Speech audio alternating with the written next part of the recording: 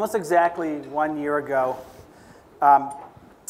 Asia Pulp and Paper, which is the world's largest producer of pulp, paper, and packaging, announced a new forest conservation policy that was historic. It included an end to all forest clearance by all Indonesian suppliers and a commitment to stop plantation development in forested areas. And APP, as it's called, went from basically, through the eyes of the activist world, from a villain to a hero. And it's now a year later, and we're going to have a conversation about what happens after the headlines stop and the real work begins. So to have that conversation, starting at the far end, is Aida Greenberry, who is the Managing Director, Sustainability and Shareholder Engagement for Asia Pulp and Paper. Next to him is Scott Poynton, who's the founder of the Forest Trust. We'll hear about each of these groups and what they do. And Rolf Sklar, who is the Forest Campaign Director for Greenpeace, back on stage again. So big Greenpeace day for us here at GreenBiz. Aida, let's give us the sort of brief contours of what you agreed to do, and then we'll get to why that happened and how you came to work with these organizations. Well, basically, on the 1st February 2013, we agreed to have all our suppliers stop natural forest clearance. Okay, so, and just to paint the picture, you have about 3 million hectares of land in Indonesia that you own directly about half of that, you own directly about half of that are suppliers that provide exclusively to you, and then there's another 8 or 10. Yeah, we have direct access to 3 million hectares or 6.6 million acres of forest in Indonesia and China, but majority of it, 2.6 million hectares, is in Indonesia. So this agreement that came, was it made with Greenpeace? Who actually made this agreement? It was between you and an entity, or just a bunch of groups? Well, we found that it's a lot easier and more effective for us to work directly with a few key stakeholders. And Scott Poynton from the Forest Trust, and at that time was a team from Greenpeace, were working together with us, led by Greenpeace Indonesia, Busta Maita, and also Andy Tate and Phil Aikman from Greenpeace UK and International. We sat down together for many, many months and agreed with natural forest clearance must be stopped, and agreed with the key principles to be adopted as our policy. So this wasn't the first time that you had been targeted by activist groups. There had been engagements going back to, I don't know, 2002. I know WWF had been in conversation, to put it nicely, with you all. Why was this the time that you actually were able to come to terms? It's a process, really, Joel. I mean, we didn't come up with this policy in one night or 1 week. It's a process of many, many years. We learned a lot from the past experience, and it's a lot of drama from behind the scene as well. Why now? Why in 2013? Is because we just needed to. We're ready for it, and we asked for help, and Greenpeace and the Forest Trust helped us to do it. Well, I want to dig a little deeper into that because you were just ready, and the Forest Trust and Greenpeace helped, and we'll get to them and to find out what kind of help that was. But I'm still, what was it that allowed you to make the change? What really drove this time around? And I put this in perspective, is that there's a lot of companies in this room and watching this on live stream that have been targets, and some for years and years and years, and some of them still are. They're butting heads on the same issues year after year, or sometimes it's new issues. So I'm really interested in sort of that tipping point where the company says, okay, we need to do something, and here's how we're going to do it. Well, what happened at APP?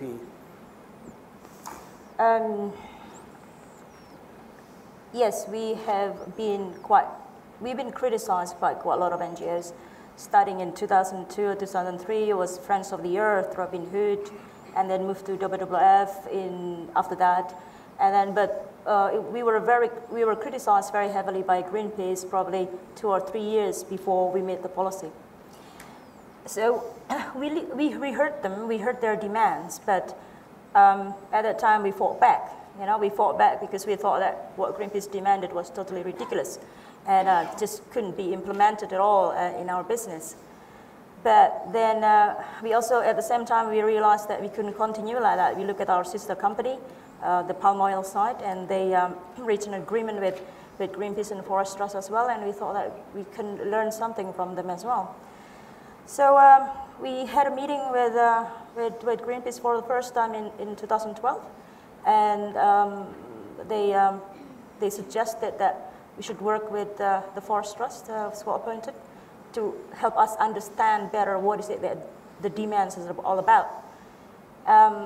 That's why TFT, or the Forest Trust, plays a really important role in our transition, because they could translate the demands by Greenpeace into corporate language. That's very key, because I didn't understand, when they're saying implementing high carbon stock. What is that? What does that mean? What does it mean? Or can I cut trees or can I not cut trees? Okay.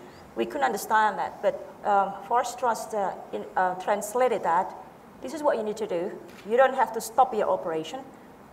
You can do it step by step, and et cetera, et cetera. So we'll get to Scott and the Forest Trust in a second, but I want to jump over to Rolf and Greenpeace. Talk about that dynamic from your perspective in terms of what you saw happening that reached this tipping point. Well, I think, first of all, a few things about Greenpeace. We pick geographic areas as our strategic focus based on the values that we're trying to protect. So Indonesia was a high priority for us. We want to achieve zero deforestation there and in other priority areas. And so we just go backwards from the problem to figure out who can help us solve that problem. Who is the problem? Who can be part of the solution? And in this case, APP was one of those key companies. And what created that transition, Ida could speak to that better than I could, but we were all over the marketplace talking to a lot of companies, many of whom are in this room, about the risk that was traveling up the supply chain from places like Sumatra, where there were 400 Sumatran tigers left and quickly going extinct, going into things like Barbie's boxes all over the world. And that was a risk that companies couldn't maintain in their supply chains. And so they were talking to their suppliers and talking to APP. And I think that pressure made a lot of sense in terms of not just demanding something, but showing APP that zero deforestation could be good for business. How did you show that?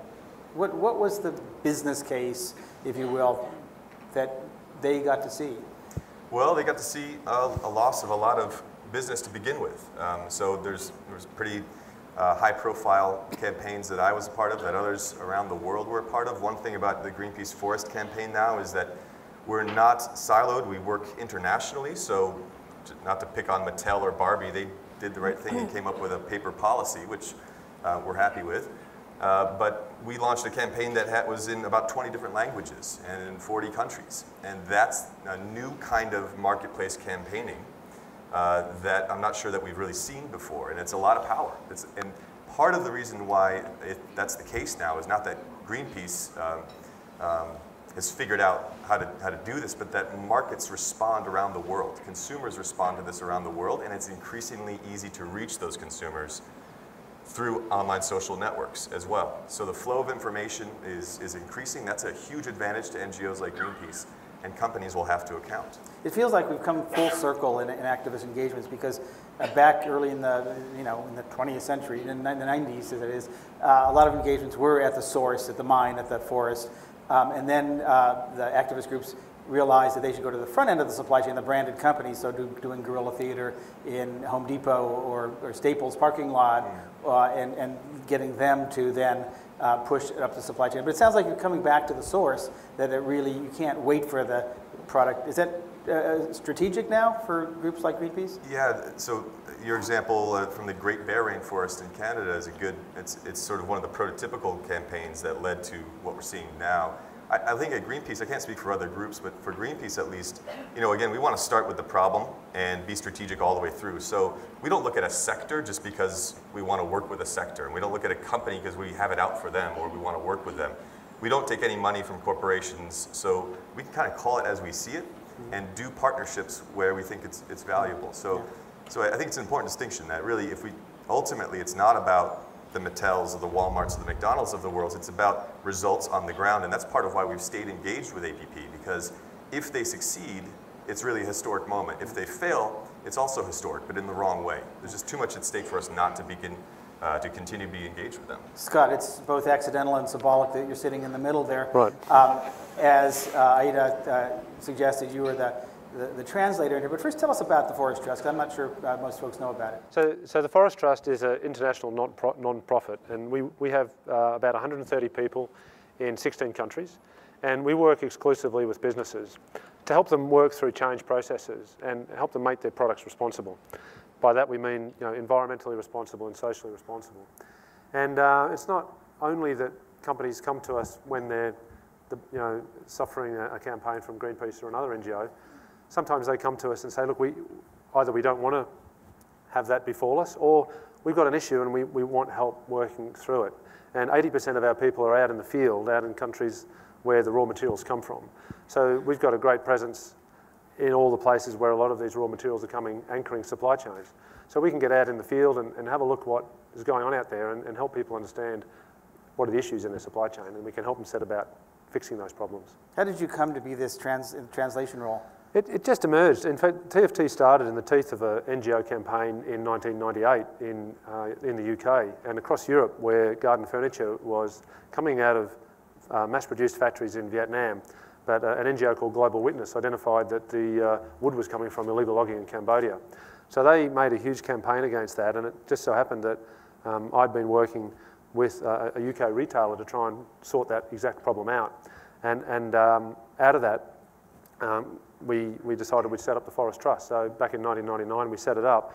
And really it was to sit with the NGOs and hear their concerns, and then to go to the companies who are trading in this product and say, look, these are fair enough. What these people are talking about, they might be hanging off your building, they might be burning furniture outside your store, but there's a reason for it, and you probably need to address it. And the companies took that on board, and we sought to get going. So really right from the start, we found ourselves in this middle role between the NGOs and the companies. So you really are the good cop. Well, Ida might have a different view on that.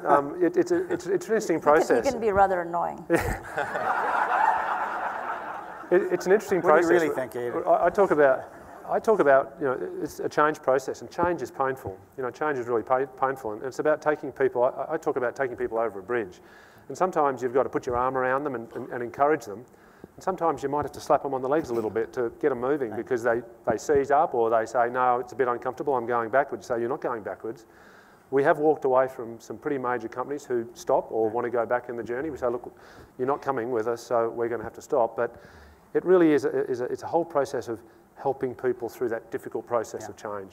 So you may be the good cop, but you're still a cop. Right. Okay. Aida, so now, as I said before, the hard work begins. So how do you, because in order to make this happen, you have to really engage your entire customer base, and they have to, what has to happen here for you to be successful in this? Give us a little taste of what's involved, and particularly for the people in this room who buy pulp and paper. Yeah. Well, there's one thing that I would like to say, that our forest conservation policy is not our goal. Our goal is basically the sustainability of our operation, but the most importantly is to clean up our supply chain to ensure that our products are not linked whatsoever with any fiber or any activities linked to deforestation. And that's a major undertaking. What we're been concentrating until today is focusing on our works in Indonesia and China.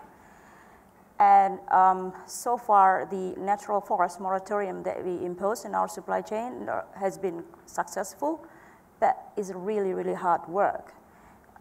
Every day we have to protect it from encroachment, from forest fire and everything else. So we realized that if we really want to be really successful in stopping deforestation and tackling climate change, we cannot work alone. We have to take the landscape approach. We have to work together with the government, the NGO, and also the local community. But at the global level, we also need support from international governments and also international customers as well. What kind of support? I give you an example. The REDD project that we have in Indonesia, reduction of deforestation, Right. reduction of emission from deforestation. The REDD. REDD, yeah. REDD. There are a lot of countries are funding that REDD program in Indonesia, but they cannot work alone.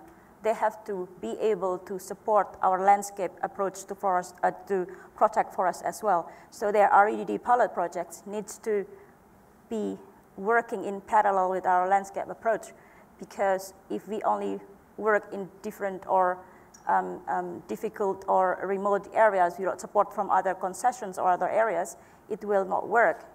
It's kind of difficult unless you see what kind of forest we're dealing with in Indonesia. We have a lot of peat forests, peat domes. So I give you an example. If we just treat a peat forest and protect it as an island by itself, without protecting the concession around it, whatever protection program that we have in that particular island will fail, I can guarantee you. So we need other actors to do the same. So who are these other actors? Sometimes NGOs are doing some conservation programs in there. Sometimes other governments doing some REDD programs in there. Sometimes palm oil or rubber or whatever, who just slash and burn whatever they want. So we need all the actors working together to save whatever natural forests we have left in Indonesia right now. And do you have enemies, I guess, in terms of who are fighting you to effect those kinds of policies? Are there barriers in the way? Yeah. Like what? I'm kind of used to being attacked. Before it was attacked by the Greenies, sorry, and then now it's being attacked by other companies. So when we first launched our policy, I was basically summoned by some organizations, forest concession organizations, and question why you did that. You're killing the industry, you're killing the small industry, you're killing the community by implementing zero deforestation. We have the right to develop our country, blah, blah, blah, so you just have to manage them well. Well, let's talk to the Greenies for a second about that. Start with you, Scott, and then Rolf. What is your responsibility to help APP succeed? Well, firstly, it was to help them develop the policy response to the NGO campaigns, and that came out on February 5th, 2013. But really, that was just the start of the hard work, I think. During 2012, we'd worked with the company to work. They wanted to make sure that when they made the policy, they could implement it. That, the company has been accused in the past of making commitments and then not following through. So they didn't want to do that again. So when the policy came out, we'd actually done 12 months of work to make sure that this could work. So then we wanted to make sure it could work. So we've got about, in Indonesia, TFT's got about 60 people altogether, but 30 to 40 of them at any one time are working with APP out in the field to help them build their capacity. Not to do the work for them, but to help build their capacity, for example, to solve social conflicts. We're looking at the mapping of the forest areas that remain in the concessions, strategies to protect those, a whole range of things that's really helping them to implement their policy, because as Rolf said, it has to succeed. There's a lot of eyes on this. As Ida mentioned just now, there's a lot of people who would be happy if it failed.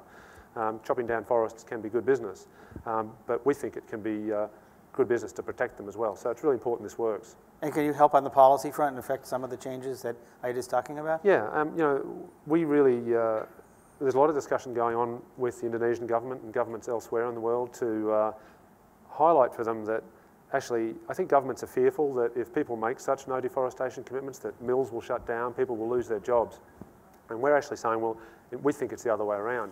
Customers will come, and more customers here in the US and Europe are saying we don't want deforestation in our products as well. So we work all along the supply chain. So we're connecting those buyers, helping those buyers make such policies on their own, and then connecting them through to suppliers like APP, also in the palm oil sector, to say you can do this. And then taking those examples to the government and say, look, more businesses coming, more jobs, more opportunity for people, more schools, more development in rural areas. This is a good news story, so we need to support it. So we're having those discussions to try and push it forward. Well, I want to come back to the market signals that big companies need to be sending in order to help succeed. But Rolf, let's turn to you on this. So what is, Greenpeace, brought APP to this dance in some significant ways and got them to agree to things. What's your responsibility from here on? Well, it's a responsibility to achieve zero deforestation. So like I said before, Joel, we've dedicated a lot of staff to this, and many of that staff are now working with APP to ensure that they succeed. We think it's too important. The stakes are too high in Indonesia if they fail. So we've got a lot of staff working, not as many as the Forest Trust, but we've got a lot of staff dedicated to this. There's a few things we can do. We can be communicating to the marketplace accurate information. So since my job and my budget does not depend in any way on what APP is giving to other NGOs or anybody else, I can call it as I see it, and I think marketplace actors can come to Greenpeace for a fair assessment, or at least our honest assessment of what's going on. We do work on the policy sphere as well. We recognize that there are huge issues that no one company can solve in Indonesia, that the government actually has a large role to play, and so our Indonesian staff does a lot of that work as well. And then, a third thing is holding other companies accountable. So the day that, February 5th of 2013, when APP put out their press release about their FCP, Greenpeace's press release— Forest Conservation Policy. Sorry, they're talking in acronyms. Our press release about that named the other large paper company in Indonesia. It's involved in a lot of deforestation, April, and said that we expected them to at least do as well. April's the name of the company. That's right. Yeah.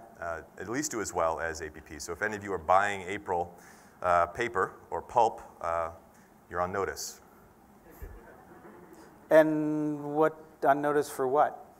Aggressive NGO campaigning, because they now lead the sector in terms of deforestation in Indonesia. They have the same brand risks to your company that APP did before they released their forest conservation commitments. And so if you haven't been looking for April in your supply chain, you should be now, and we'd be happy to help.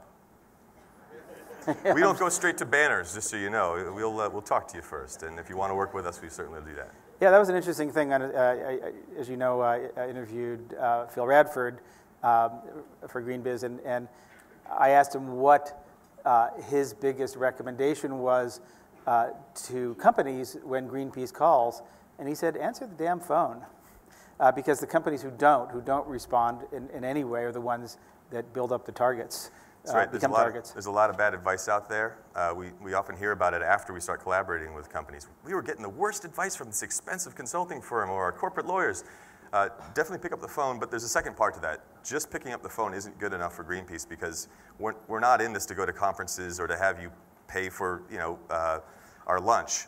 We want results, and so just talking with us isn't enough. We'll be clear about what we expect with you, about you, and we'll treat you fairly. We have a motto internally, Joel, which is that we don't have any permanent friends or any permanent enemies. We might like you, but it's not about you. It's about the results, and so that's the way we'll work. Okay, there's an invoice for lunch waiting in your inbox. Aida, what's what would you like to tell these companies that are paper buyers? I mean, you've got the bad cop over here talking about, do this or else, and obviously, to some extent, your message is buy our stuff. But what do you need, even with your existing customer base, to help you succeed in this effort? Help us achieve zero deforestation in the supply chain.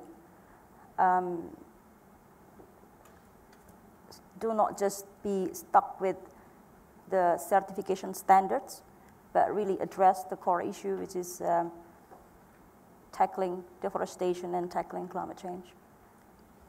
This is normally the time in the panel, about 5 minutes left, that we'd go to questions from sidebar. We're not going to do that this time because later this afternoon, during what we talk about as the GreenBiz Guru time, there's going to be in a separate room, and I'll find out where that room is later, these three fine people continuing this conversation in an open forum to have, to take your questions, hear your challenges, push back, more information, or whatever it is. So we're going to save the questions for that part of this. But What are the biggest barriers to success for you right now? Is it a policy? Is it the market demand?